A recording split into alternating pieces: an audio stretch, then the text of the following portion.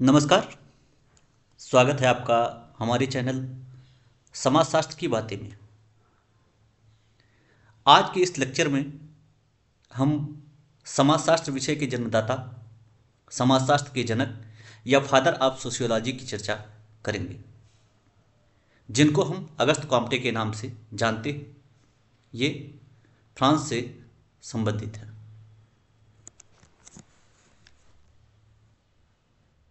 अब देखते हैं यहाँ पे इनका जन्म 17 जनवरी 1798 को हुआ था और इनकी मृत्यु जो है 5 दिसंबर 1857 को हुआ था। देखिए, यहाँ पर जो है आपको डेट ऑफ बर्थ में टाइम, ये एग्जैक्ट डेट की कोई जानकारी रखनी अनिवार्य नहीं होती। हाँ, ये है कि अगर आप सन याद रखेंगे तो कहीं कहीं यूजीसी एग्जाम में कभी कभी दे देता है कि पहले और बाद में कौन है किसका है, तो वहाँ पे ये चीज़ें मैच कराना हो जाता है। तो इसलिए यहाँ पे डेट ऑफ बर्थ दे दिया गया है। जन्म हुआ था 17 जनवरी 1798 और मृत्यु 5 सितंबर 1857 को। इनका पूरा नाम क्या है? पूरा नाम है Isidore Marie Auguste Comte Francois Xavier Comte. इनको केवल शॉर्ट में अगस्त कॉम्टे कहा जाता है। आगे बढ़ते हैं।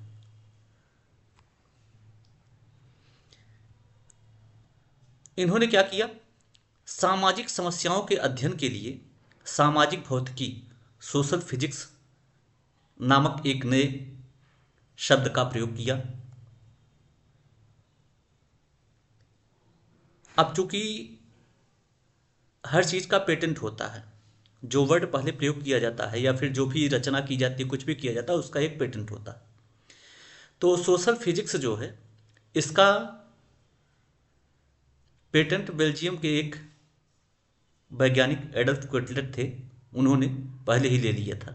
इस वजह से इनको सोशल फिजिक्स का नाम परिवर्तित करना पड़ा और 1838 में इन्होंने समाजशास्त्र शब्द की रचना की।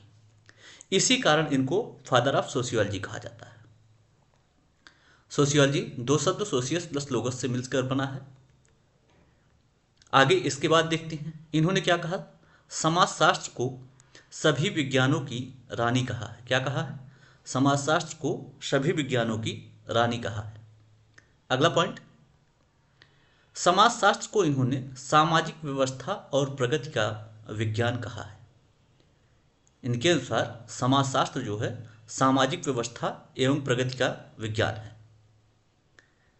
आगे क्या इन्होंने सोशियोलॉजी के बारे में कहा? इन्होंने कहा सोशियोलॉजी जो है अ पॉजिटिव सोशल साइंस है। ठीक।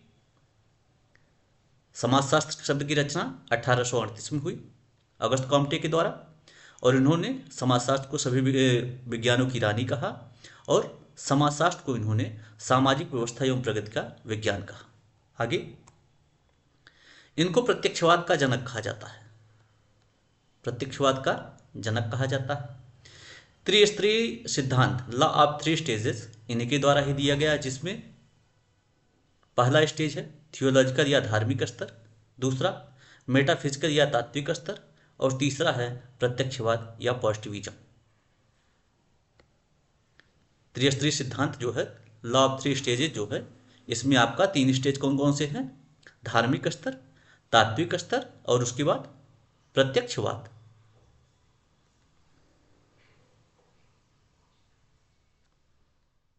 आगे बढ़ते हैं। इसके बाद विज्ञानों के संस्तरण की भी चर्चा इन्होंने ही की है। हायरार्की ऑफ साइंसेज, साइंस को इन्होंने किस क्रम में रखा है? सबसे पहले इन्होंने गणित को रखा है। ठीक।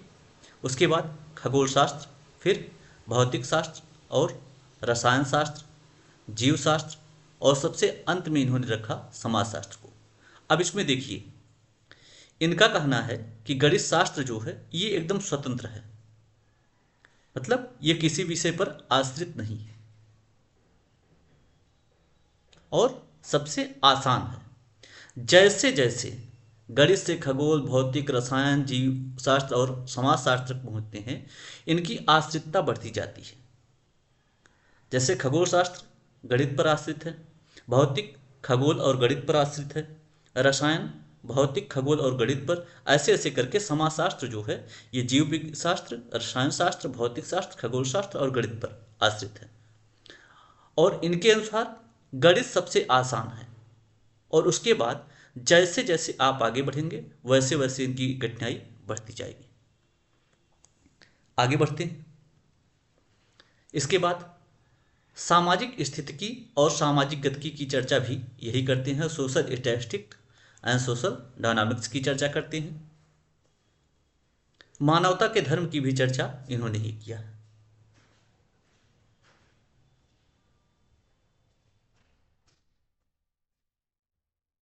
अब यहां पे हम चर्चा करते हैं इनकी प्रमुख पुस्तकों की।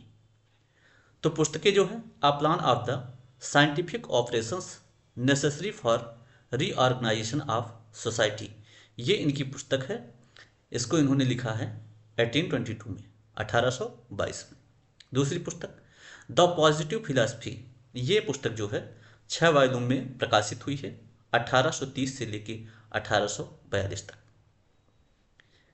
अगला the system of positive polity, ये पुस्तक 4 वॉल्यूम में प्रकाशित हुई है और 1851 से लेके 1854 तक। कैटेसिज्म ऑफ पॉजिटिविज्म, ये 1852 में प्रकाशित हुई है। और discourse on the positive spirit, ये पुस्तक जो है 1844 में पब्लिश हुई है। रिलीजन ऑफ ह्यूमनिटी, ये बुक इनकी जो है 1856 में पब्लिश हुई है।